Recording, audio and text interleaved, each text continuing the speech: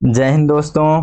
कैसे हैं आप लोग? उम्मीद है अच्छे होंगे और अच्छे से तैयारी भी कर रहे होंगे। और आपकी तैयारी को और बेहतर करने के लिए मैं 7 जुलाई 2023 का द हिंदू से संबंधित शुद्ध हिंदी में करंट अफेयर्स लेकर के आ गया हूं। तो इसमें आज हम लोग देखने वाले हैं डेली मैप प्रैक्टिस। उसके बाद से ईरान अभी इसमें नया नवा नवा इसमें मेंबर बना है, उसके बारे में हम लोग देखने वाले हैं। उसके बाद से सुपर मून, बक मून, थंडर मून, ये सब क्या है, चंद्र ग्रहण क्या है, सूर्य ग्रहण क्या है, सभी चीज़ों की बेसिक चीज़ों पे हम लोग बात करने वाले हैं। उसके बाद से इसमें ब्लैक सी ग्रेन इनिशिएटिव क्या है, ब्लैक सी ग्रेन पहल ये क्या है और ये क्यों चर्चे में है, हमारे देश के लिए कितना ज़्यादा इम्पोर्टेंट है, पूरे मैप के साथ इसमें डिस्कस करने वाले हैं। उसके बाद से भारतीय दूरसंचार 2022 का विधेयक का जो ये मसौदा है अभी मानसून सत्र में ये पेश होने वाला है, तो इसके बारे में हम लोग समझेंगे। साथ ही साथ डिजिटल व्यक्तिगत डेटा संरक्षण विधेयक 2022 को भी हम लोग समझेंगे। देखिए यहाँ से प्रश्न, पिछली बार प्रश्न भी बना है प्रीलिम्स में, और यहाँ पे मेंस के लिए बहुत ज़्यादा इंपॉर्टेंट टॉपिक्स हैं ये। तो हम लोगों को इसको बहुत अच्छे से कवर करना है। द हिंदू जितना भी आप इंग्लिश में जिस तरीके से देख रहे थे, अभी आपको पूरे तरीके से यहाँ पे हिंदी में मिल रहा है, बहुत ज़्यादा हेल्पफुल होने वाला है। और साथ ही साथ आप सभी का मैं बहुत बहुत धन्यवाद करना चाहता हूँ, क्योंकि आप लोगों का जिस तरीके से लगातार सपोर्ट और प्यार मिल रहा है, बहुत ज़्यादा खुशी और एक मोटिवेशन की बात है ये, बहुत ज़्यादा इससे मोटिवेशन मिलता है। तो इसी तरीके से लगातार आप सभी का प्यार बना रहे। चलिए हम लोग आज मैप, सबसे पहले जो हम लोग मैप देखते हैं, तो आज हम लोग मैप देखेंगे और मैप में हम लोग को देखना है मेडिटेरियन सी, ठीक है, मेडिटेरेनियन सी, ठीक है, भूमध्य भूमध्य सागरीय, ठीक है, भूमध्य सागर, भूमध्य सागरीय देश में ये बोलना चाह रहा था, क्योंकि देखिए हम लोग किस तरीके से इसको याद रखेंगे वो मैं थोड़ा सा यहाँ पे बताना चाहता हूँ। कभी भी इस तरीके से प्रश्न आता है, आप देखेंगे प्रीलिम्स में कई बार यहाँ से प्रश्न आप पूछा गया है कि भूमध्य सागरीय देशों में से निम्नलिखित में से कौन सा है या कौन सा नहीं है। तो उन सभी को यहाँ पे हम लोग धीरे धीरे करके छोटा छोटा पार्ट्स में हम लोग जब मैप को डिवाइड करते रहेंगे और उस तरीके से हम लोग याद करते रहेंगे, तो हम लोग को जल्दी से याद होगा। देखिए हम लोग ये जो मेडिटेरियन सी है, इसके अंतर्गत हम लोग केवल एक चीज को याद करेंगे कि जितने भी इसके बॉर्डर लाइन से जुड़े हुए हैं, केवल उन्हीं को हम लोग को देखना है, ठीक है, आज भर के लिए। उसके बाद से धीरे से हम लोग और इसमें जितने भी सी हैं, इसमें छोटे छोटे और अलग अलग से द्वीप हैं, तो उनके बारे में भी हम लोग अलग से पढ़ेंगे। लेकिन सबसे पहले हम लोग इससे बाउंड्रीज से जुड़े हुए देश के बारे में समझेंगे। इस देश के बारे में समझने के लिए सबसे पहले हम लोग एक लॉजिकल तरीका है, देखिए हम लोग क्या करेंगे इसमें, आपको भी और कुछ लगता होगा तो उस हिसाब से आप तैयारी कर सकते हैं। मेरे हिसाब से तो मैप और प्लस थोड़ा सा इसमें मेहनत लगता है, लेकिन बहुत आसान है ये, ठीक है।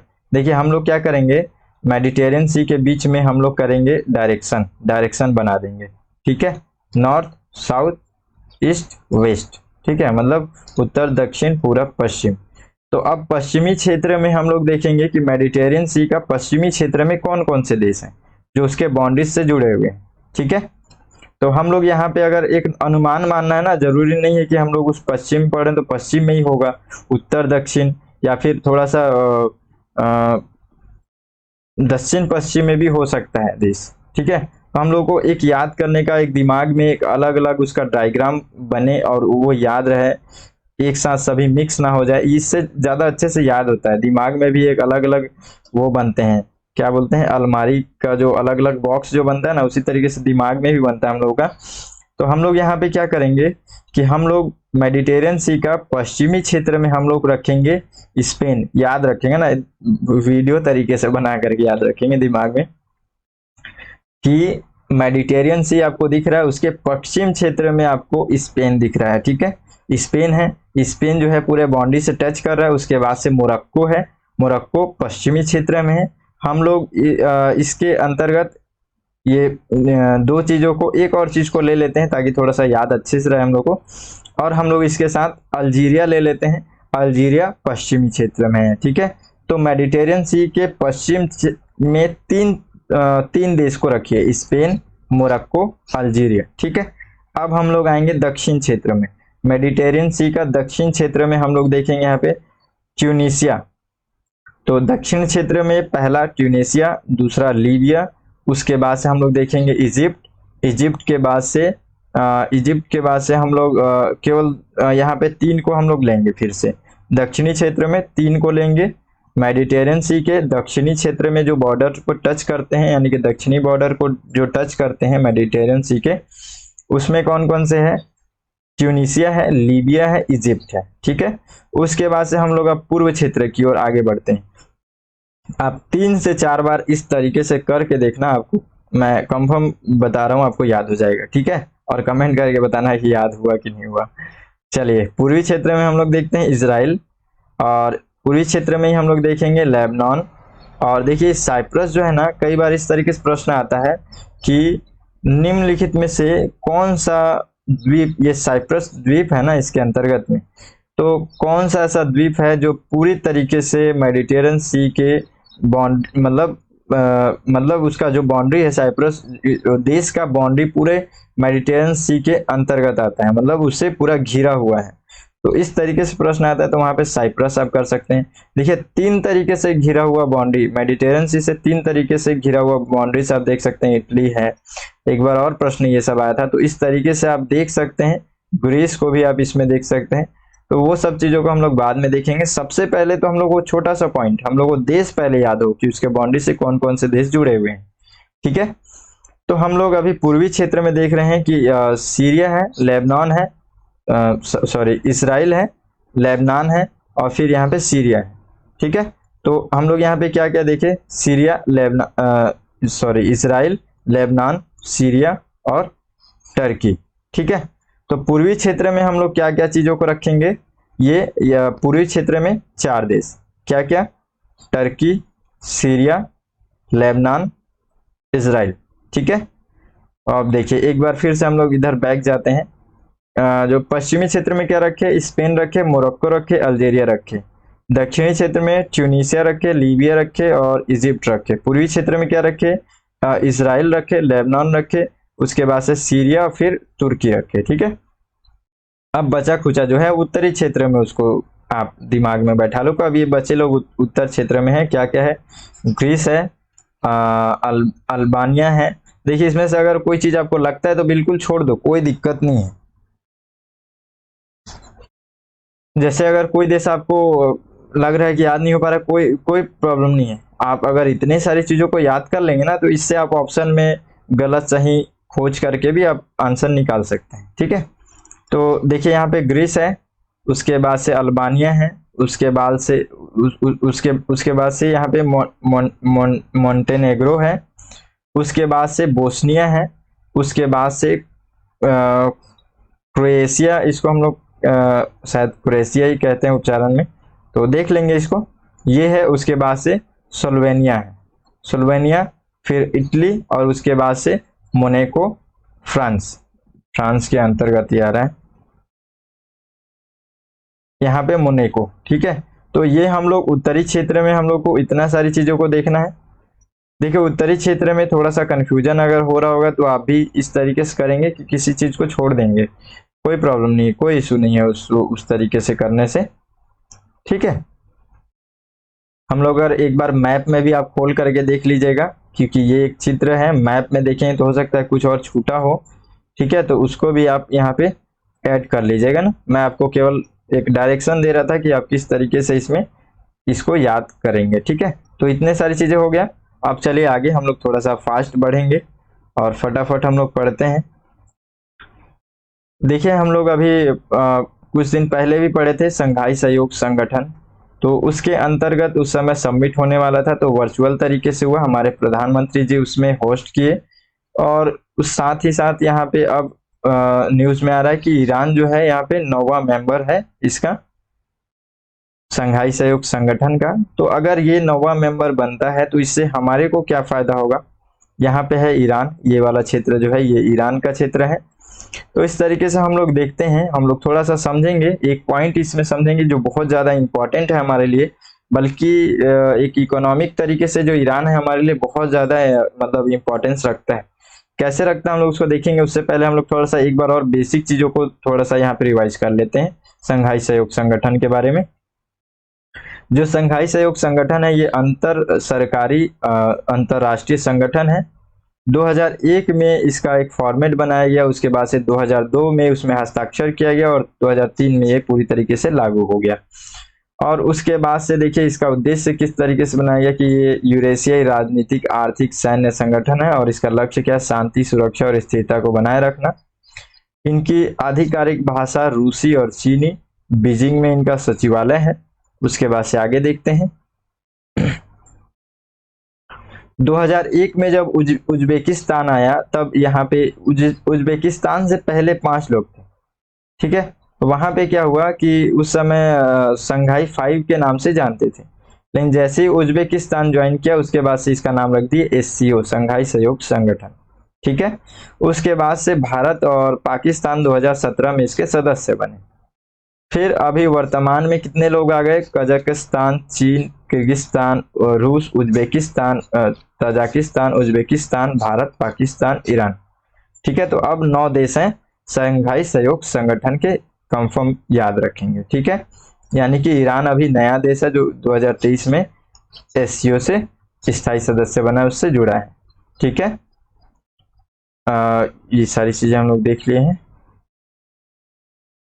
अब हम लोग देखते हैं मैप से समझेंगे, क्योंकि मैप से ही हम लोग को इसका महत्व समझ में आएगा।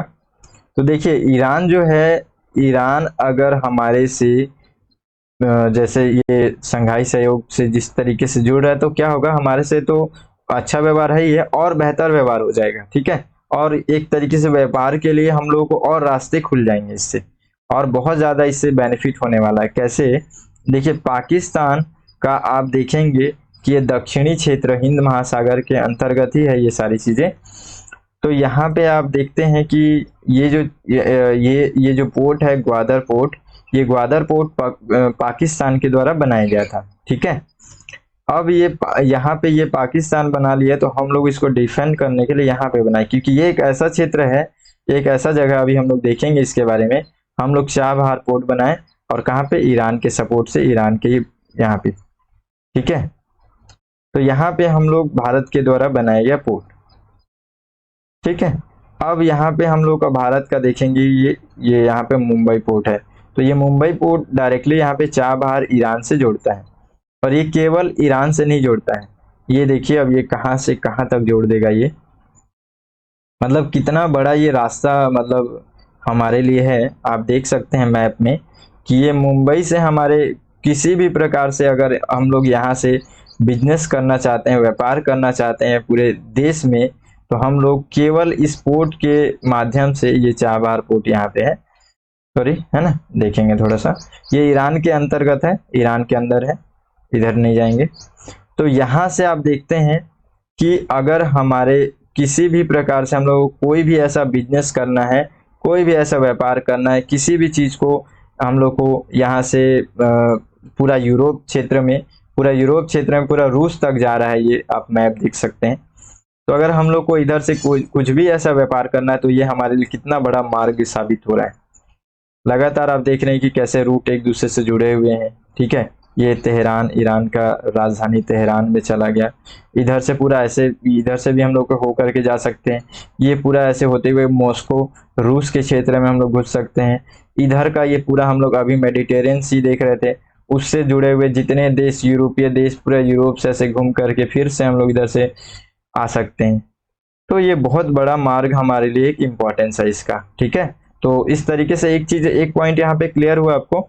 सबसे ज्यादा यहाँ पे हम लोग को अभी फोकस करना है इसी पे कि बिजनेस के तरीके से हम लोग किस तरीके से आगे बढ़ सकते हैं, ठीक है। तो इसलिए ये जो ईरान है, इस तरीके से हम लोग को यहाँ पे सपोर्ट मिलना एक बहुत मतलब एक अच्छी बात है, ठीक है। लेकिन नेगेटिव बात क्या है, नेगेटिव बात क्या है, देखिए यहाँ पे क्या होता है। नेगेटिव बात तो वैसे नहीं है, फिर भी हम लोग देख सकते हैं मैप में थोड़ा बहुत अगर इसका प्रभाव पड़ सकता है। देखिए संघाई सहयोग संगठन में यदि आप देख रहे हैं कि ये लगातार पाकिस्तान है, इसमें किर्गिस्तान है, उज्बेकिस्तान है, तो इस तरीके से जितने तान लोग हैं, ईरान इसमें आ गया, तो कहीं ना कहीं ये जो जो पश्चिमी क्षेत्र है, पश्चिमी हमारे एशिया का, मतलब इसको हम लोग कहते हैं कि दक्षिण पश्चिमी क्षेत्र का प्रभाव फिर ज़्यादा बढ़ जाएगा। तो एक नुकसान के तरीके से एक नेगेटिव पॉइंट ये देखा जा रहा है ईरान के आने के बाद से भी, और पहले से ही थे, और ज़्यादा यहाँ पे प्रभाव बढ़ेगा। जैसे किसी भी अगर संगठन में आप देखते हैं, किसी भी संगठन में अगर किसी एक ग्रुप के ज्यादातर लोग आ जाते हैं, जैसे कि इधर इधर से आप 4 देखेंगे, इधर से 2 लोग अगर बैठेंगे, यहाँ पे 2 लोग बैठेंगे और यहाँ 4 लोग बैठेंगे, 4 लोग एक ग्रुप, 2 लोग एक ग्रुप के, तो फिर ये जो निर्णय लेंगे उसका प्रभाव इधर इधर से ज्यादा प्रभाव पड़ेगा, इधर ये वाले लोग कम प्रभाव डाल पाएंगे। तो इसी तरीके से किसी भी निर्णय लेने में भी यहाँ पे क्या हो सकता है, थोड़ा सा एक तरफा यहाँ पे निर्णय हो सकता है। तो ये सारी चीजें अभी लगातार खबरों में चल रही हैं इसके बारे में। ठीक है, तो इतना हम लोग समझ गए, और भी कुछ इससे रिलेटेड बातें आएंगी तो उस समय हम लोग इस पर डिस्कस करेंगे। चलिए अब आगे देखते हैं, हम लोग अगला न्यूज देखते हैं। देखिए अभी हम लोगों ने सुपर मून का घटना देखा कुछ समय बाद, लगभग 4 तारीख को, है ना। तो इसमें 4 या 3 तारीख को सुपर मून का जो घटना था, हम लोग सुपर मून का बेसिक चीजों को पढ़ना है, मेन इंपॉर्टेंट यहाँ पे है बातें। देखिए सुपर मून, बक मून, थंडर मून, सबसे पहला इंपॉर्टेंट बात यहाँ पे ये है कि ये तीनों एक ही हैं, तीनों नाम अलग अलग हैं। याद रखिएगा, इन तीनों को एक साथ याद रखना है, क्योंकि इसमें से कुछ भी वर्ड ले सकता है पूछने के लिए। ठीक है, अब हम लोग इसको बेसिक एकदम व्यवहारिक तरीके से समझते हैं, एकदम आसान भाषा में हम लोग समझेंगे। ठीक है, ये है, ये हमारा पृथ्वी है। ठीक है, हम लोग पृथ्वी बना दिए। ठीक है, और फिर पृथ्वी बनाने के बाद से हम लोग एक इसके बीच में थोड़ा सा इस तरीके का सीधा लकीर, ये ऐसे ही लकीर है ना, समझाने के लिए मैं बनाया हूँ। अब फिर यहाँ पे हम लोग बना दिए चंद्रमा। ठीक है, ये है चंद्रमा, एकदम आसानी से समझ, एकदम आसान भाषा में समझेंगे, कोई कठिनाई नहीं होगा, बस आप थोड़ा सा धैर्य रखिए, सुनिए इसको। ठीक है, यहाँ भी है चंद्रमा। ये 2 कंडीशन है, अलग अलग कंडीशन है, 2 चंद्रमा नहीं है। ठीक है, अब ये हम लोग देखते हैं कि ये लगातार चंद्रमा जो है अपने अक्ष पे घूमते रहेगा, इस तरीके से भी घूम रहा है और इधर से भी पृथ्वी का चक्कर लगा रहा है। तो इस कंडीशन में क्या है कि आप देखते हैं कि ये पृथ्वी है, पृथ्वी के ये आप देखते हैं तो यहाँ पे आपको दूरी बहुत कम दिख रहा होगा, यहाँ दूरी बहुत ज्यादा दिख रहा होगा, सबसे पहला पॉइंट। ठीक है, तो जब ऐसी कंडीशन में अपनी कक्ष में घूमते हुए चंद्रमा जो है वो हमारे पृथ्वी के सबसे अधिक निकट आ जाए, तो इसको हम लोग कहते हैं उपभू। उपभू। अगर इसी कंडीशन में चंद्रमा हमसे दूर स्थित हो, पृथ्वी से दूर हो, तो इस कंडीशन को हम लोग अपभू कहते हैं। बस इतना ही समझना है। अब हम लोग देखेंगे कि सुपर मून किस तरीके की चीजें हैं। तो सुपर मून कब होता है, जब चंद्रमा जो है घूमते, अपने अक्ष पे घूमते हुए पृथ्वी के बहुत नजदीक आ जाता है, सबसे अधिक नजदीक इसी समय आता है, तो काफी निकट हम लोग को दिखता है, काफी पूर्ण बड़ा टाइप से दिखता है। अभी आप लोग, कई लोग देखे होंगे तो, है ना। तो ये जो स्थिति है, ये किस स्थिति में है, उपभू की स्थिति में। तो हम लोग यहाँ पे कह सकते हैं कि चंद्रमा के उपभू की स्थिति को ही हम लोग सुपर मून कहते हैं।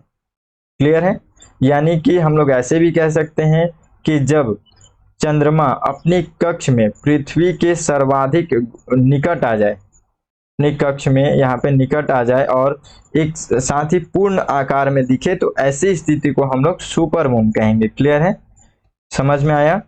यहाँ पे ये भी पूछेगा कि उपभू किसको कहते हैं, तो अपभू किसको कहते हैं। ये दोनों में डिफरेंस आप समझ में आ गया आपको।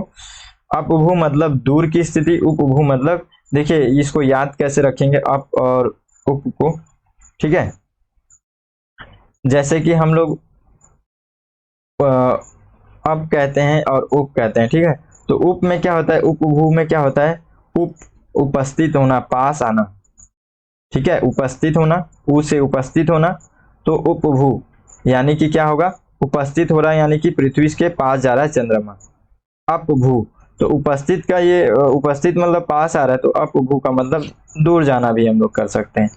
इसी को इंग्लिश में पैरिजी कहते हैं और अपभू को अपोजी कहते हैं। ठीक है, तो ये सारी चीज़ें क्लियर हुई यहाँ पे। देखिए इसमें खास बातें और क्या क्या होती हैं। इसमें पूर्ण चंद्रमा होता है, पृथ्वी सबसे कम दूरी पर स्थित होती है, मतलब पृथ्वी से कम दूरी पर स्थित होता है, बहुत अधिक चमकीला होता है, सामान्य पूर्णिमा के चंद्रमा से भी अधिक ये बड़ा होता है। ठीक है, तो ये चार घटनाएं याद रखेंगे। सुपर मून की विशेषताएं कह सकते हैं, या सुपर मून जब होता है, स्थिति होता है, तो उसमें क्या क्या घटनाएं होती हैं। तो उसमें क्या होता है, एक तो पूर्ण चंद्रमा होता है, फिर वो पृथ्वी से बहुत कम दूरी पर स्थित होता है, अधिक चमकीला होता है, पूर्णिमा के समय से भी चंद्रमा बड़ा दिखता है, उस समय जो दिखता है उससे भी बड़ा दिखता है इस समय सुपर मून की स्थिति में। क्लियर है। आगे देखते हैं हम लोग चंद्र ग्रहण और पूर्ण चंद्र ग्रहण, और फिर हम लोग देखेंगे सूर्य ग्रहण भी देखेंगे। सारी चीजों को देख लेंगे। अब जब है यहाँ पे तो सबको थोड़ा माइंड में क्लियर करते हुए चलेंगे। देखिए यहाँ पे क्या है, ये चित्र में आपको दिख रहा होगा कि अर्थ है। ठीक है, यहाँ पे अर्थ है। ठीक है, इससे पीछे में देखेंगे आप सूर्य है, सभी एक ही सीध में है। ठीक है, एक ही सीध में है। तो अब सूर्य का जो प्रकाश पड़ा है उस समय घूमते हुए यहाँ ऐसी स्थिति आई कि जो अर्थ है ये बीच में आ गया। ठीक है, और यहाँ से चंद्रमा अर्थ और सूर्य की सीध में आ गया। ठीक है, तो सीध में जब आया तो सीध से सबसे पहले अगर आप देखेंगे इस तरीके से अगर चल रहा है, बदल रहा है, चेंज हो रहा है, तो सबसे पहले चंद्रमा धीरे धीरे क्या होगा, धीरे धीरे उसके छाया में एंटर करेगा। ये छाया है, पृथ्वी का छाया, आप तो चित्र देख करके भी समझ गए होंगे। तो ये धीरे धीरे जब एंटर कर रहा है तो ये इस तरीके का जो इसके आधे अधूरे छाए जो बढ़ते जा रहे हैं चंद्रमा के ओर, तो ये जो क्षेत्र है इसको हम लोग चंद्र ग्रहण कहते हैं। नॉर्मल चंद्र ग्रहण मतलब, कहने का मतलब है कि इस स्थिति में क्या होता है, पृथ्वी का छाया चंद्र के ऊपर पड़ता है। ठीक है, चंद्रमा के ऊपर पड़ता है, बस उसको हम लोग कहते हैं चंद्र ग्रहण। चंद्र को ग्रहण लग गया इस तरीके से, चंद्र ग्रहण। रियल में वहां पे क्या होता है, थोड़ा सा छाया हो जाता है। जैसे जैसे ये अंदर की ओर एंटर करता है चंद्रमा, और ये एक ऐसी स्थिति आता है जब पृथ्वी का जो प्रकाश है वो पूरी तरीके से चंद्रमा को इसमें घेर लेता है, पूरे अंदर की ओर एंटर हो जाता है, पूरा का पूरा, है ना। तो इस स्थिति को हम लोग कहते हैं पूर्ण चंद्र ग्रहण। क्लियर है। चंद्रमा का अब हम लोग इसको थोड़ा सा क्या बोलते हैं उसको, मतलब एक लिखने टाइप से करके देखते हैं, बोल करके इसको समझते हैं कि जब पृथ्वी का छाया चंद्रमा पे आधा पड़े, है ना, आधा पड़े या अपूर्ण पड़े, तो हम लोग उस स्थिति को चंद्र ग्रहण कहते हैं। जब हम लोग ये देखते हैं कि जो पृथ्वी है, पृथ्वी का जो छाया है वो चंद्रमा के ऊपर पूर्ण रूप से पड़ता है, मतलब पूरे तरीके से उसमें आता है, उस स्थिति को हम लोग पूर्ण चंद्र ग्रहण कहते हैं। और वो कैसे होता है, वो सूर्य की जो किरणें हैं वो पृथ्वी बीच में आ जाने के कारण से, चंद्रमा उसी सीध में है तो उसके सीध में वहां पे छाया पड़ता है, तो वो छाया का प्रभाव किसके ऊपर पड़ता है, चंद्रमा के ऊपर। ठीक है, देखिए पृथ्वी की छाया चंद्रमा पर पड़ती है, इस स्थिति को कहेंगे। और यहाँ पे क्या होगा, सूर्य, पृथ्वी और चंद्रमा एक दूसरे के सीध में होते हैं। ऐसी स्थिति कब होती है, तो ऐसी स्थिति पूर्णिमा के समय में होती है। क्लियर है।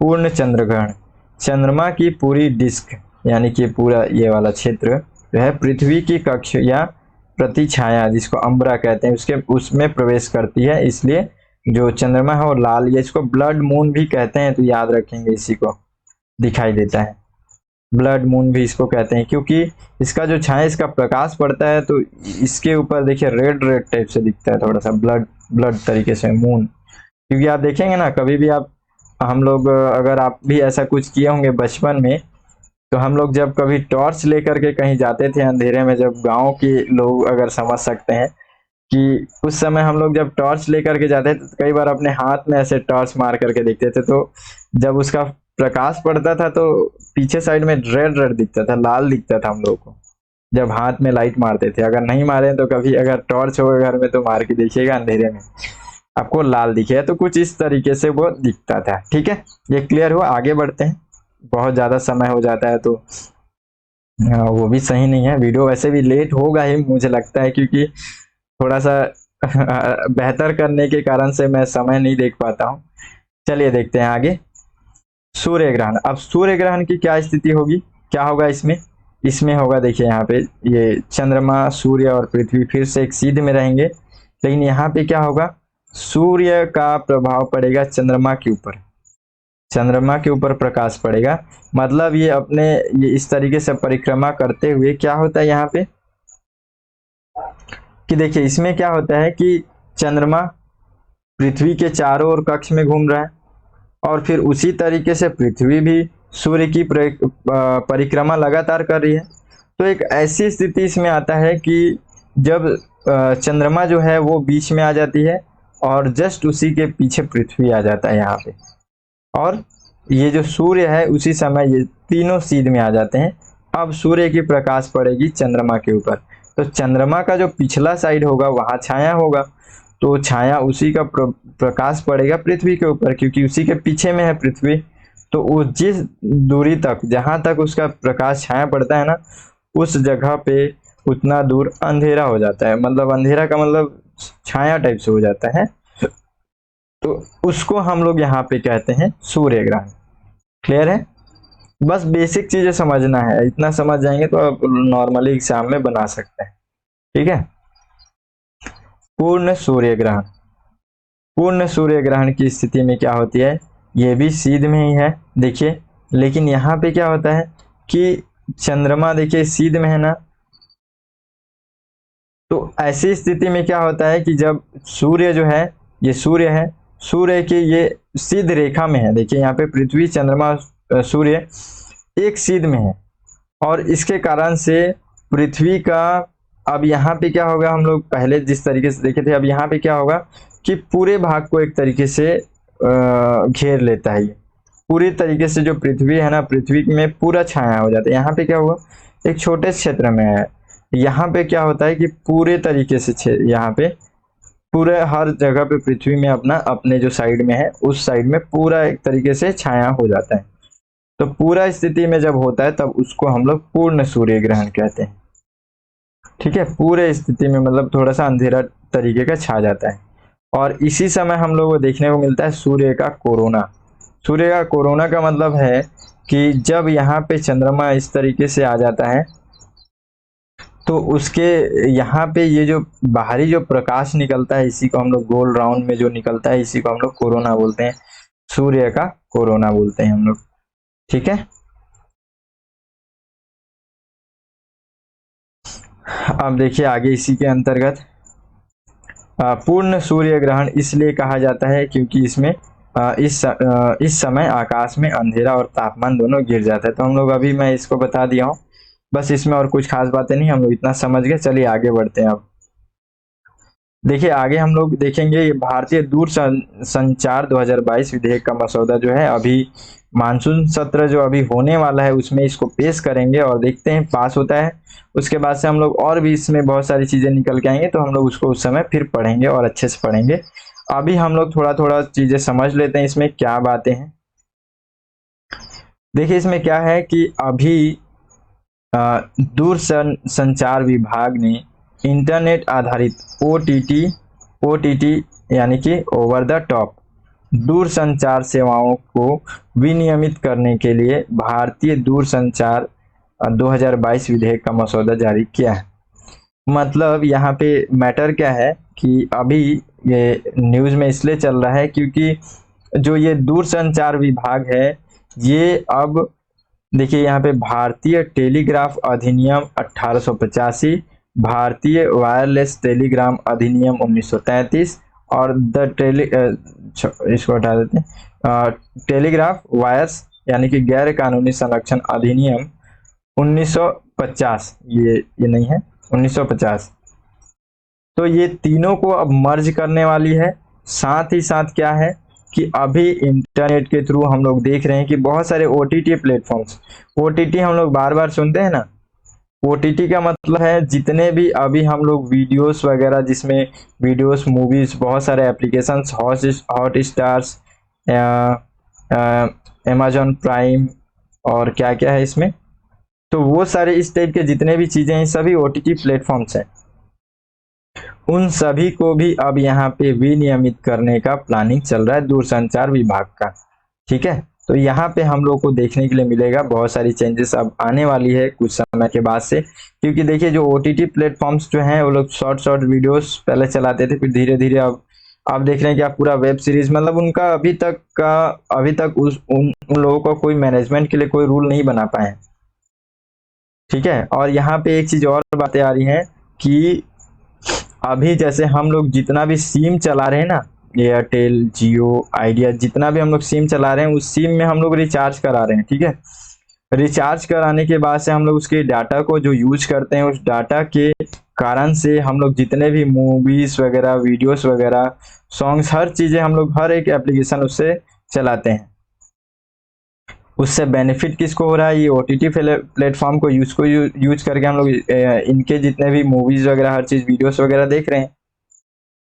तो अभी ये जितने लोग भी सिम ये सब जो हम लोग लगा रहे हैं, तो इन कंपनियों का कहना है कि हम लोगों का जो सिम यूज करके हमारे, अभी जैसे कि हम लोग व्हाट्सएप में आजकल ज्यादातर वीडियो कॉल करते हैं, मैसेज कर लेते हैं, तो जो सिम के थ्रू जो हम लोग को मैसेज मिलता है, ऑफलाइन कॉल आजकल थोड़ा सा कम हो गया है।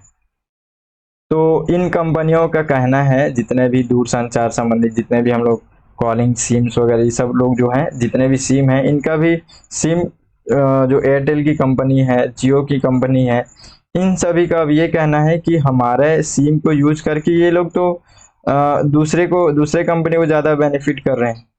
यानी कि कहीं ना कहीं ऐसा हो रहा है कि ये जो OTT प्लेटफॉर्म्स हैं, ये लोग मतलब मुफ्त का यहाँ से पैसा कमा ले रहे हैं। ठीक है, यूज इनका हो रहा है, बल्कि इनके यूज में कमी भी आ गया है। आजकल बहुत सारे एप्लीकेशंस आ गए हैं जिसमें वीडियो कॉलिंग भी हो जाता है, मैसेज तो आजकल हर एक चीज़ों में हो जा रहा है।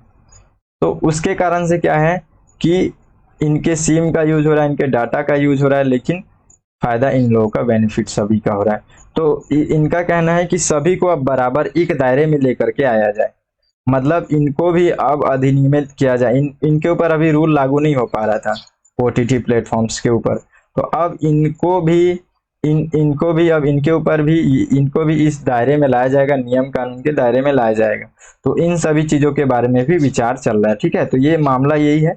अब हम लोग इसके बारे में कुछ मुख्य बातें देखते हैं। देखिए, ट्राई की शक्ति, ये ट्राई क्या है? ट्राई जितना भी ये सब OTT प्लेटफॉर्म्स, ये सारी चीजें जो है ना, इन सभी का मैनेजमेंट ट्राई करता है। हम लोग ट्राई के बारे में अभी पढ़ेंगे आगे चल करके। तो ट्राई का जो यहाँ पे ट्राई जो है ना, इसकी शक्तियों को कमजोर करने की यहाँ पे बात की जा रही है। यानी कि क्या होगा? DOT का मतलब दूरसंचार विभाग। ठीक है, दूरसंचार विभाग ने सेवा प्रदाताओं को नए लाइसेंस जारी करने पर भारतीय दूरसंचार नियामक प्राधिकरण ट्राई, ठीक है, ट्राई का फुल फॉर्म यहाँ पे क्या हो गया? भारतीय दूरसंचार नियामक प्राधिकरण की कुछ महत्वपूर्ण शक्तियों और जिम्मेदारियों को कम करने का भी यहाँ पे प्रस्ताव रखा है। मतलब अभी जो प्रस्ताव पेश करने वाले हैं, इसमें जो दूरसंचार है और जो ट्राई है, ट्राई जो था, ट्राई का काम ये है कि ये जितने भी इस तरीके के ऑनलाइन प्लेटफॉर्म्स, जो भी चीजें हैं, एप्लीकेशंस, इन सभी चीजों को सही तरीके से मैनेजमेंट समन्वय करता है। ठीक है, मतलब कहीं पे भी कोई भी कुछ भी गलत ना हो, धोखाधड़ी ना हो, इनके लाइसेंस हर एक चीजों को ये देखता है। कौन? ट्राई।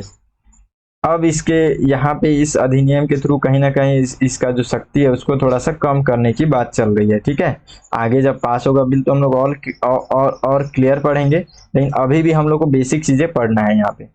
अब हम लोग थोड़ा सा पहले देखते हैं कि भारतीय दूरसंचार जो नियामक प्राधिकरण है, ये ट्राई जो है ये क्या है, क्योंकि देखिए इसकी शक्तियां कम की जा रही है, तो कहीं ना कहीं अब ये इंपॉर्टेंट ज्यादा हो गया है। ठीक है, ये न्यूज में अब ज्यादा आएगा।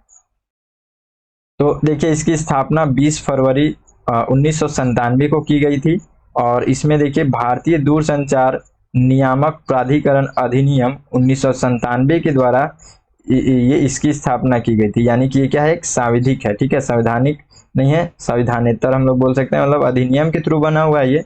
संविधान में ऐसा कोई वर्णन नहीं था। मैं इसलिए ये बात बोला क्योंकि ऐसे प्राधिकरण क्या होते हैं कि ऑप्शन जब बनाता है, इसमें प्री में आप देखेंगे तो पूछ देता है कि ये संवैधानिक है, ये पूछ देगा कि ये संविधान के अंतर्गत निर्मित किया गया है, नियामक बॉडी है, इस तरीके से पूछ लेता है, तो वहां पे कंफ्यूज हो जाएंगे। तो इसलिए मैं आपको थोड़ा सा हिंट कर दिया। उसके बाद से देखिए दूरसंचार के विकास के लिए अनुकूल परिस्थितियों का निर्माण करना एवं बेहतर बनाना दूरसंचार से संबंधित सभी चीजों का, तो ये काम है इसका।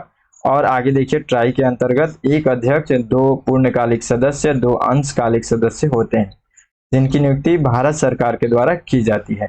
ट्राई के यहाँ पे कार्य देख लेते हैं थोड़ा सा, क्योंकि कार्य से संबंधित कमी की जा रही है यहाँ पे, इनके कार्यों को सीमित किया जा रहा है। तो हम लोग देखते हैं क्या कार्य। जितने भी इस तरीके के दूरसंचार से संबंधित जितने भी यहाँ पे प्लेटफॉर्म्स हैं उनका ये सिफारिश करना, नए सेवा प्रदाता की शुरुआत की आवश्यकता को देखना, उसको नियमित करना।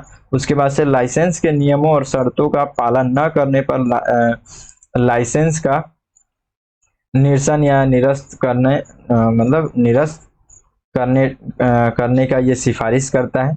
उसके बाद से प्रतिस्पर्धा को निष्पक्ष बनाने के उपाय, दूरसंचार सेवाओं के संचालन में दक्षता को बढ़ावा देने का भी ये के लिए भी ये सिफारिश करता है। तो ये ट्राई इस तरीके से इसके काम है। चलिए आगे अब हम लोग देखते हैं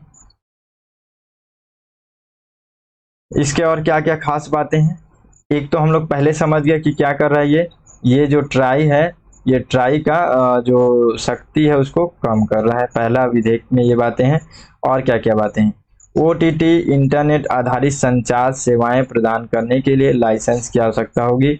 इसका मतलब ये है कि अब ओटीटी जैसे प्लेटफॉर्म्स को और ये जितने भी ये सेवाएं प्रदान कर रहे हैं अब उनके लिए इनको लाइसेंस लेना पड़ेगा। ठीक है, जितने भी एप्लीकेशन एकदम कचरा टाइप से एप्लीकेशन आ रहा है लगातार, आप देखेंगे यूट्यूब कोई सा भी ऐसा वीडियो चाहे कुछ भी ऐसे प्लेटफॉर्म्स में आप जाते हैं तो आपको दिखता है ना ये एप्लीकेशन इंस्टॉल करें, ये करें, ये करें, तो वो इतना मतलब इस तरीके से आ गया है। तो अब उस पे यहाँ पे नियंत्रण करने का बात चल रहा है। ठीक है, तो अब उसको कंट्रोल करेंगे, सभी को अब लाइसेंस लेना पड़ेगा तभी वो लोग आगे काम कर पाएंगे। और आने वाले समय में हो सकता है कि अब जितने भी ये सारी चीजें हैं कस्टमर पे ही लास्ट आता है। तो अब हम लोग यूज कर रहे हैं तो हो सकता है कि हम लोग को व्हाट्सएप यूज करने में चाहे और भी जितने भी वीडियो कॉल्स एप्लीकेशंस है, ओटीटी प्लेटफॉर्म्स जैसे कि अमेजोन, ये सब सब्सक्रिप्शन तो था ही, अब कुछ और भी इसमें हो सकता है वैल्यू एडिशन करेंगे और फिर हमारे को यहाँ से भी यूज करने का भी अब इसको पेमेंट देना पड़ सकता है, इसका भी सब्सक्रिप्शन लेना पड़ सकता है। देखते हैं आगे क्या क्या परिवर्तन होता है, उस हिसाब से हम लोग आगे बढ़ते रहेंगे लगातार और पढ़ेंगे समझेंगे। चलिए आगे देखते हैं। दूरसंचार मंत्रालय ने किसी दूरसंचार या इंटरनेट प्रदाता के द्वारा अपना लाइसेंस सरेंडर करने की स्थिति में शुल्क वापसी का भी प्रावधान यहाँ पे करता है। इसका क्या मतलब है, जैसे कि हम लोगों ने जैसे कोई भी ऐसा प्लेटफॉर्म बना, ओटीटी प्लेटफॉर्म बना, तो यहाँ पे या दूरसंचार इंटरनेट से संबंधित कोई सा भी ऐसा, ठीक है, एक प्लेटफॉर्म बना, वो प्लेटफॉर्म जो बना लाइसेंस ले लिया, लाइसेंस वगैरह सब चीज एग्रीमेंट सब चीजें करने के बाद से वो चला रहा था, लेकिन कुछ समय के बाद से वो उसको छोड़ दिया, ठीक है, या फिर वो उसको चलाना नहीं चाहता, कुछ भी ऐसा रीजन हो, ऐसी स्थिति में यहाँ पे क्या होगा कि जो भी ये अपना पेमेंट किया है इन सभी को काम को करवाने के लिए, लाइसेंस लेने के लिए, इन सभी चीज़ों को हम लोग जब ये अगर इस तरीके का ये छोड़ देता है इस काम को, अगर वो चाहता है कि इसको इसका शुल्क वापसी मिले, तो इसका भी प्रावधान यहाँ पे किया गया है। समझ में आ गया आपको? कोई कंपनी कोई प्लेटफॉर्म बनाया, उसको अगर वो नहीं चलाना चाहती है, चाहे किसी भी तरीके का कोई परेशानी होता है, उसको अपना शुल्क वापस चाहिए, तो उसका भी प्रावधान यहाँ पे किया गया है। ठीक है, और क्या बातें हैं इस विधेयक में? दिवालियेपन की स्थिति में भी किसी इकाई को सौंपा गया स्पेक्ट्रम सरकारी नियंत्रण में वापस आ जाएगा। मतलब अगर कोई कंपनी जो है यहाँ पे दूरसंचार इंटरनेट सेवा प्रदाता के अंतर्गत या इससे संबंधित कार्य के लिए जो भी यहाँ पे कंपनी है, वो कंपनी यदि दिवालिया हो गई, तो ऐसी स्थिति में उसका पूरा कंट्रोल सरकार के अंतर्गत आ जाएगा, सरकार उसको मैनेज करेगा। ठीक है, यही बात यहाँ पे कही जा रही है। उसके बाद से देखिए यूनिवर्सल सर्विस ऑब्लिगेशन फंड, इसका नाम बदल करके अब किया गया है टेली कम्युनिकेशन डेवलपमेंट फंड, इसका अब कर दिया गया है। अब दिमाग में तुरंत आएगा कि अब ये क्या है, तो हम लोग ये क्या है अब इसको समझते हैं। मुख्य बातें आप अच्छे समझ गए। ठीक है, अभी आने वाला है जब ये पास होगा तो हम लोग एक बार और अच्छे से पढ़ेंगे, उसमें कोई प्रॉब्लम नहीं है। अभी बस समझिए ध्यान से, वो बार बार आएगा अभी न्यूज में। देखिए भारतीय दूरसंचार विधेयक के अंतर्गत इसका नाम अभी परिवर्तन किया गया है, ठीक है। तो ये जो यूनिवर्सल सर्विस ऑब्लिगेशन फंड है ये है क्या आखिर, है ना। तो देखिए क्या है, ये 2002 में स्थापित संचार मंत्रालय के तहत ये एक फंड है। ये फंड है ना, याद रखेंगे फंड है। फंड का मतलब क्या होता है, फंड का मतलब एक डब्बा है, व्यवहारिक भाषा देसी भाषा में समझेंगे हम लोग इसको। एक फंड है और फंड में लगातार पैसे इस तरीके से जमा होते रहते हैं।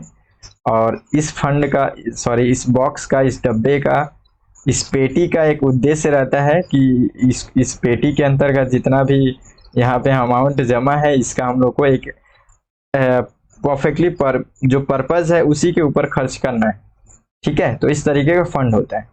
तो उसी यही ये एक फंड है, ठीक है। ये फंड है और ये फंड जो है ये किसके लिए है, देखिए यहाँ पे ये सुनिश्चित करता है कि ग्रामीण, ठीक है, दूर दराज क्षेत्रों के लोगों को आर्थिक रूप से कुशल कीमतों पर गुणवत्तापूर्ण सूचना और संचार प्रौद्योगिकी सेवाओं तक सार्वभौमिक गैर भेदभावपूर्ण पहुंच हो सके। तो ये जो फंड है ये इन्हीं के लिए बनाया गया है। क्लियर हुआ यहाँ से। उसके बाद से देखिए ये गैर व्यापक निधि है। इसका मतलब ये एक ऐसा फंड है, गैर व्यापक होना हम लोग विधेयक के बारे में पढ़े ना, कि कोई भी विधेयक जो है वो अगर रूलिंग पार्टी जो है अगर वो संसद में सदन में कोई विधेयक लेकर के आई है और वो अभी जैसे लोकसभा से वो पारित हो गया, लेकिन जैसे ही वो राज्यसभा में गया जो रूलिंग पार्टी है यानी कि लोकसभा जो है वो भंग हो गया, तो उस हिसाब से उस स्थिति में क्या होगा, जो विधेयक है व्यापक हो जाएगा, यानी कि नष्ट हो जाएगा, समाप्त हो जाएगा, ठीक है। यानी कि वो समाप्त हो जाएगा या फिर रुक जाएगा, इस तरीके का स्थिति होता है। तो यहाँ पे और इसको साधारण भाषा में समझे तो व्यापक का मतलब यहाँ पे जैसे क्या होता है कि हम लोग जैसे इसके लिए फंड निकाले हम लोग, ठीक है। ये फंड में हम लोग पैसा जमा किए, ठीक है, पैसा जमा हो गया इस फंड में। इस फंड में पैसा जमा होने के बाद से हम लोग प्लानिंग किए कि 2023 में इस पैसे को एक ABCD गांव में लगाना है। उस गांव में हम लोग लगाए, फिर भी कुछ पैसा उसमें से बच गया, कुछ पैसा उसमें से बच गया। तो ये पैसा जो है ये खर्च नहीं होगा, अलग किसी भी अलग जगह पे नहीं लगेगा, ना ही इसको निकाला जाएगा, ये इसी में रहेगा, ये इसी में रहेगा, ठीक है। इसको कहीं नहीं जाने देना है, यहीं पे रहेगा ये। 2024 जब आएगा फिर इसमें फंड इसी के साथ ये जमा है प्लस और इसमें फंड मिलेगा, फिर दूसरे जगह टारगेट करके काम करेंगे। तो ये फंड जो है व्यापक नहीं होने का मतलब यहाँ पे यही है, गैर व्यापक मतलब, है ना, ये गैर व्यापक है। शेष बचा हुआ राशि को फिर से उसी के लिए यूज करना, ठीक है, गैर व्यापक निधि है, ऐसा समझ सकते हैं। अब आगे देखते हैं, इस निधि में सभी क्रेडिट के लिए संसदीय अनुमोदन की आवश्यकता होती है। ये जो मैं इसको आपको इतना ऐसे बता रहा हूँ ना, ये इंपॉर्टेंट है क्योंकि ये लगातार अभी न्यूज में रहेगा, इसका नाम चेंज किया जा रहा है, प्लस ग्रामीण क्षेत्र से संबंधित है। तो प्री मेंस के लिए कितना ज्यादा इंपॉर्टेंट है आप समझ सकते हैं, ठीक है। दूरसंचार की भूमिका के अंतर्गत ये चीजें इंपॉर्टेंट है। अभी यहाँ से प्रश्न भी पूछा गया, मैं आपको बताऊंगा। और देखिए ये छोटे छोटे जो वर्ड्स हैं यही प्रीलिम्स के लिए होते हैं। तो यहाँ पे आपको इस निधि से क्रेडिट के लिए संसदीय अनुमोदन की आवश्यकता होती है। तो ये कितना मतलब इंपॉर्टेंट बातें यहाँ पे कही गई है, तो ध्यान रखिएगा। और इसको भारतीय टेलीग्राफ संशोधन अधिनियम 2003 के तहत वैधानिक समर्थन भी प्राप्त है, ठीक है, मतलब इसके तहत इसको वैधानिक दर्जा प्राप्त है। चलिए अब देखते हैं हम लोग इससे संबंधित प्रश्न। एक प्रश्न पूछा गया था 2019 में कि भारत में निम्नलिखित में से कौन दूरसंचार, बीमा, बिजली आदि क्षेत्रों में स्वतंत्र निकायों की समीक्षा करता है। तो ये इस तरीके की प्रश्न थी। यहाँ पे देखेंगे समीक्षा करना, ठीक है, मतलब इन सभी दूरसंचार, बीमा, बिजली, इन सभी क्षेत्र के जब रिपोर्ट्स आते हैं, रिपोर्ट्स का समीक्षा करना, ठीक है। तो ये किसका कार्य है, ये इस तरीके से यहाँ पे पूछा गया है और ये स्वतंत्र निकाय है, ठीक है। तो देखिए ऑप्शन देखिए यहाँ पे, पहला संसद के द्वारा गठित तदर्थ समितियां, दूसरा संसदीय विभाग संबंधित स्थायी समितियां, तीसरा वित्त आयोग, चौथा वित्तीय क्षेत्र के विधायी सुधार आयोग, पांचवा नीति आयोग। फिर ऑप्शन दिया था कि 1 और 2, 1 2 3 4, 3 4 5, 2 5। तो क्या हो सकता है इसको कमेंट करके बताइए जितना जल्दी हो सके। बाकी मैं यहाँ पे बनाते हैं हम लोग इसको, चलिए देखते हैं। देखिए वित्त आयोग जो है ये फाइनेंशियल कंडीशन के ऊपर है, और ये आपके दूरसंचार, बिजली, बीमा, इन सभी चीज़ों से क्या इसका कोई रिश्ता नाता है क्या? किसी भी तरीके का समीक्षा करना, ये सब चीज़ें वित्त आयोग के अंतर्गत? तो ऐसा कुछ भी नहीं है, हम लोग को पता है वित्त आयोग का इस तरीके का कोई कार्य नहीं है। तो हम लोग इसको क्या करेंगे, हटा देंगे। इसको हटाते हैं, ऑप्शन 1 2 हट गया। ठीक है। अब वित्तीय क्षेत्र के लिए विधायी सुधार आयोग, केवल वित्तीय क्षेत्र के लिए विधायी सुधार आयोग जब बोल ही रहा है ये, तो ये फिर ये संचार के अंतर्गत कहाँ चला जाएगा, बीमा में कहाँ चला जाएगा, है ना? तो इस तरीके से ये भी क्या है, ये भी नहीं होगा, यानी कि चौथा भी नहीं होगा, चौथा भी इसी में कट जाएगा। नीति आयोग, नीति आयोग कहीं दूर दूर तक आपको ऐसा कुछ लग रहा है? नीति आयोग आपको दूर दूर तक कहीं भी ऐसा कुछ लग रहा है क्या नीति आयोग ये सब चीज का काम करेगा?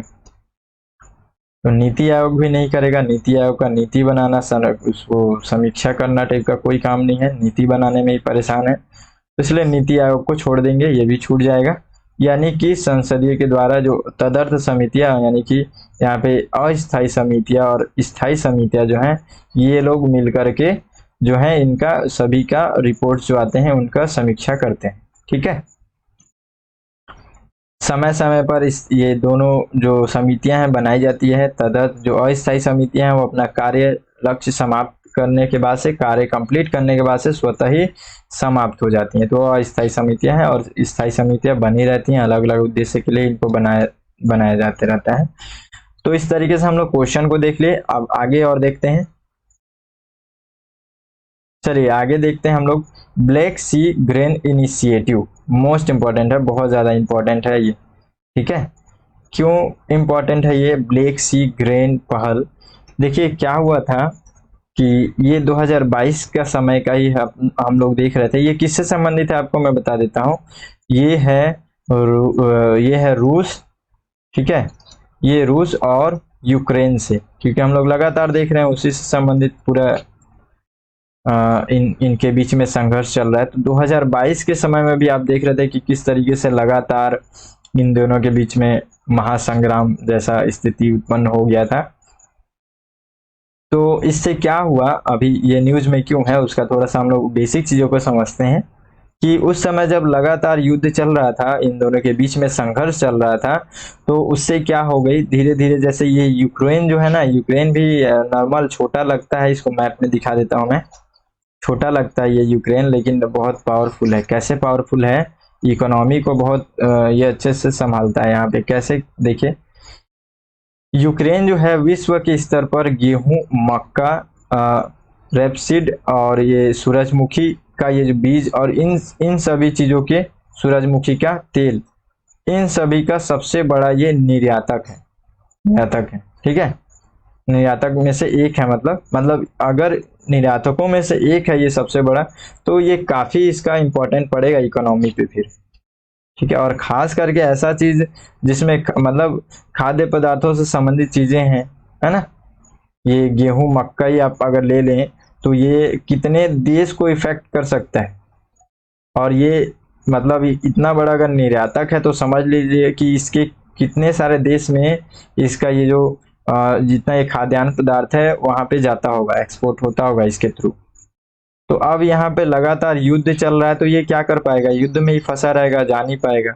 जाने की स्थिति में भी रूस जो है जाने की स्थिति में नहीं दे रहा था, मतलब जाने नहीं दे रहा था इसको, इसके किसी भी चीजों को एक्सपोर्ट नहीं करने दे रहा था। तो ऐसी कंडीशन में 2022 में इस्तांबुल में संयुक्त राष्ट्र के साथ तुर्की साथ में मिल करके तुर्की द्वारा एक हस्ताक्षर करवाया गया, जिसको हम लोग बोले ब्लैक सी ग्रेन। अब ये ब्लैक सी ग्रेन पहल क्या है, यानी कि ब्लैक सी ग्रेन इनिशिएटिव क्या है, ये इसको मैप में आपको दिखेगा। ये ब्लैक सी है, हम लोग ब्लैक सी के बारे में मैप के सेक्शन में हम लोग पढ़ेंगे। ठीक है। ब्लैक सी से संबंधित जो जो चीजें हैं और इससे कितने सारे देश जुड़े हुए हैं उसके बारे में भी हम लोग यहाँ पे पढ़ेंगे। ठीक है। आज हम लोग पहले इस टॉपिक को समझते हैं। यहाँ पे आप देखते हैं कि यूक्रेन का जो क्षेत्र है ये ब्लैक सी से इसका बॉर्डर टच करता है, ठीक है। और यहाँ पे आप देख रहे हैं कि यूजने करके ये जगह है, यूक्रेन के अंतर्गत है। उसके बाद से आप देखेंगे कि यहाँ पे शायद ये मैप आ गया है, डेसा करके कुछ है यहाँ पे, ठीक है।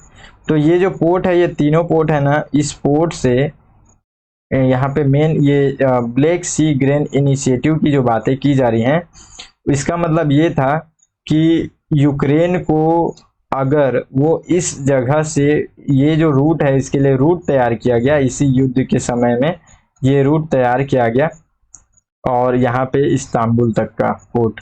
तो यहाँ पे ये तय किया गया कि यहाँ से अगर यूक्रेन का जितने भी खाद्य पदार्थ जो सामान है वो अगर यहाँ से एक्सपोर्ट हो रहे हैं, इधर से अगर जा रहे हैं, तो रूस उस पर किसी भी तरीके से हमला नहीं करेगा। तो ये मेन, ये जो ब्लैक सी ग्रेन इनिशिएटिव जो ये पहल है, इसका मेन उद्देश्य यही था कि यूक्रेन का जो सामान है, क्योंकि इससे क्या हो गया था कि देश भर में जहाँ जहाँ पे यूक्रेन का सामान जाता है, खाद्य पदार्थ जाता है, वहाँ पे जाना बंद हो गया था। तो वहाँ की एक तरीके से क्या होगा, वहाँ अगर किसी भी जगह पर जो वस्तु है, वस्तु की अगर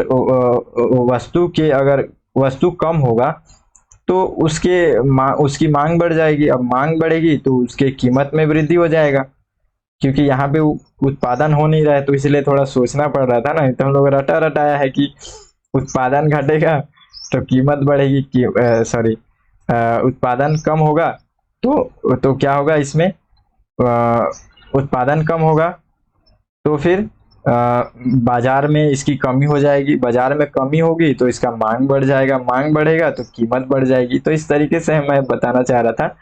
तो यहाँ पे क्या होता है कि यूक्रेन के पास सारी चीजें हैं, लेकिन युद्ध के कारण से फंसा हुआ है, तो बाकी देशों में क्या हो गया, अब जो निरंतर जहां से सामान आ रहा था वहां से आना बंद हो जाएगा, तो कहीं ना कहीं वस्तुओं की कमी होने लगी तो मांग बढ़ेगा तो कीमतें बढ़ेंगी तो जो अलग अलग तबके के, जो अलग अलग कैटेगरी के जो लोग हैं, सभी में प्रॉब्लम्स आने लगेंगे, ठीक है।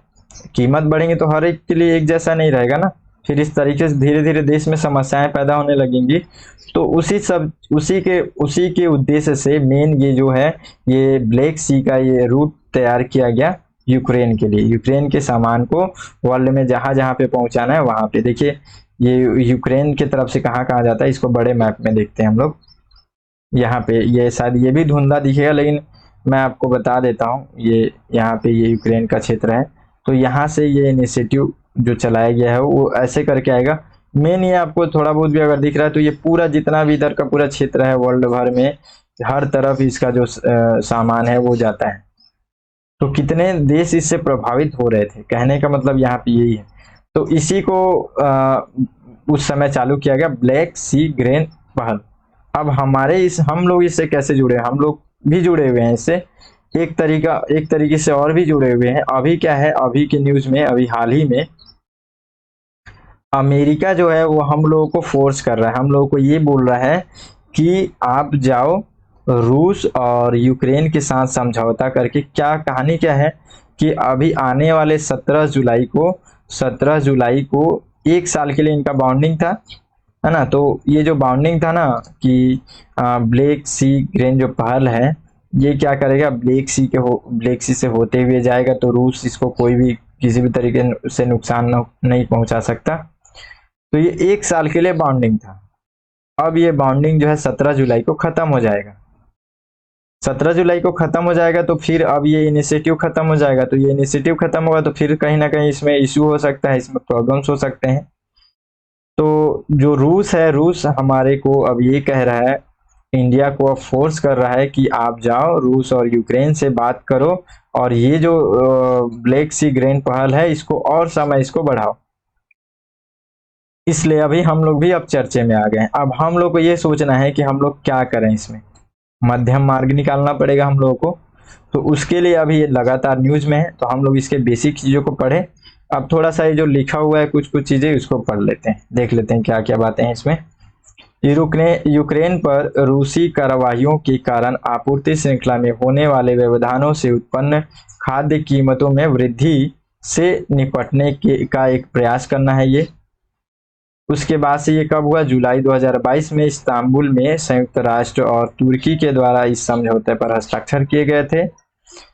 ब्लैक सी ग्रेन पहल का महत्व क्या क्या है, तो महत्व यही है, यूक्रेन विश्व स्तर पर गेहूं, मक्का, रेपसीड, सूरजमुखी के बीज और सूरजमुखी के तेल के सबसे बड़े निर्यातकों में से एक है, इसलिए इसका प्रभाव ज्यादा पड़ेगा। काला सागर में गहरे समुद्र तक पहुंच से मध्य पूर्व और उत्तरी अफ्रीका के बंदरगाह के साथ रूस एवं यूरोप से सीधे संपर्क रखने का ये सक्षम बनाता है। मतलब ये जो हम लोगों ने अभी ब्लैक सी का जो रास्ता बनाया उस सारे इतने जगह पे मध्य पूर्व क्षेत्र और उत्तरी अफ्रीका के बंदरगाह तक ये पहुंच है ना, रूस और यूरोप से सीधे संपर्क बनाने के लिए सक्षम है। ठीक है, तो ये क्लियर समझ में आ गया।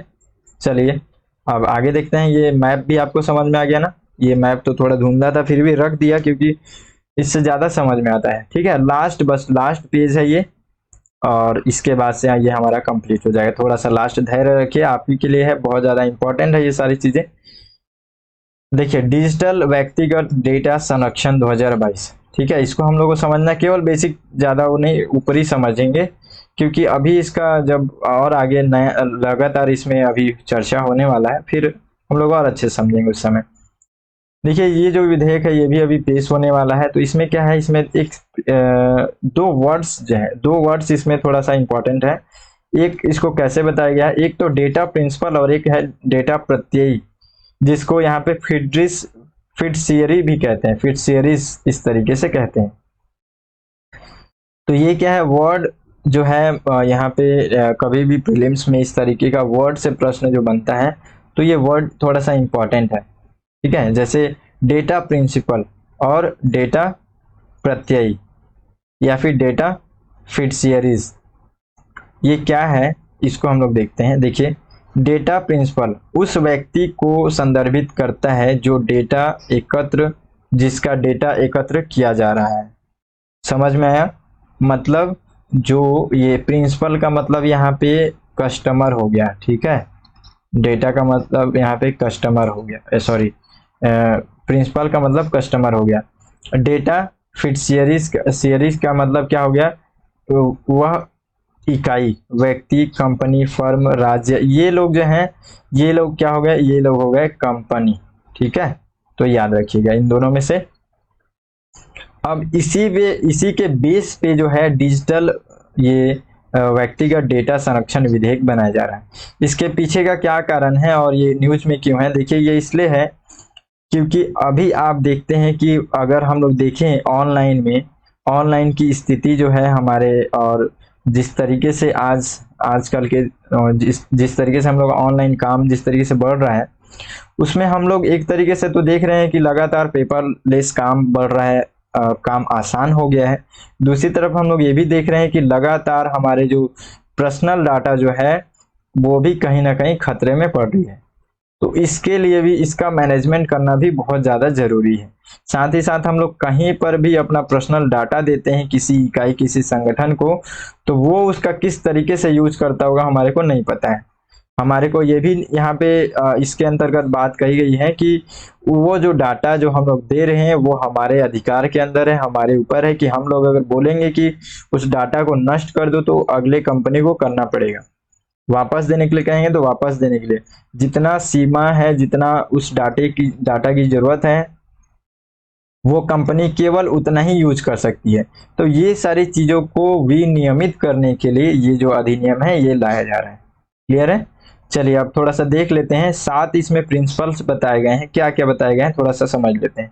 संगठनों को व्यक्तिगत डेटा का जितना हो उपयोग और वैध तरीके से करना होगा, और व्यक्ति के लिए निष्पक्ष और पारदर्शी तरीके से रखना होगा, उसको करना होगा। जो डेटा जो कंपनी के बारे में बताया जा रहा है कि संगठन जो है जितने भी व्यक्तिगत डेटा का जो उपयोग करेगी वो वैध तरीके से करेगी, निष्पक्ष करेगी, पारदर्शी करेगी। दूसरे कंडीशन में यहाँ पे 7 सिद्धांत बताए गए हैं, तो उसी सिद्धांत को देख रहे हैं बस। उसके बाद से बाकी जो है वो आने के बाद से जब पूरा ये विधेयक अच्छे से जब आ जाएगा तब पढ़ेंगे।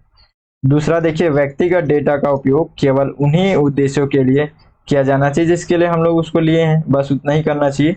डेटा न्यूनतमकरण की बात भी इसमें किया गया है, जितना कम हो डेटा उतना ही लें। और डेटा संग्रहण सटीकता में भी थोड़ा सा ध्यान रखना चाहिए। व्यक्तिगत डेटा यानी कि डिफॉल्ट रूप से स्थायी रूप से संग्रहित वगैरह नहीं करना चाहिए, ये सब बातें हैं इसमें। उचित सुरक्षा उपाय होना चाहिए। व्यक्तिगत डेटा संरक्षण प्रसंस्करण के लिए जवाबदेह होगा। मतलब अगर कोई कंपनी हमारे डाटा को लेता है और हमारे डाटा में किसी प्रकार की कोई भी ऐसी प्रॉब्लम्स होती हैं, उसके कारण से हमारे को कोई खतरा होता है, तो कंपनी की जिम्मेदारी होगी। तो ये सारी चीजें इसमें आगे और अच्छे से समझेंगे। अभी भर के लिए हम लोग बेसिक चीजें इतना समझ लेते हैं, ठीक है। तो अभी के लिए इतना ही। थोड़ा सा वीडियो लेट हो गया है, उसके लिए मैं माफ़ी चाहता हूँ। देखिए, बेहतर करने के कारण से मैं थोड़ा सा लेट हो जाता है मेरे से, उसके लिए मैं माफ़ी चाहता हूँ। चलिए मिलते हैं फिर अगले वीडियो में, तब तक के लिए जय हिंद।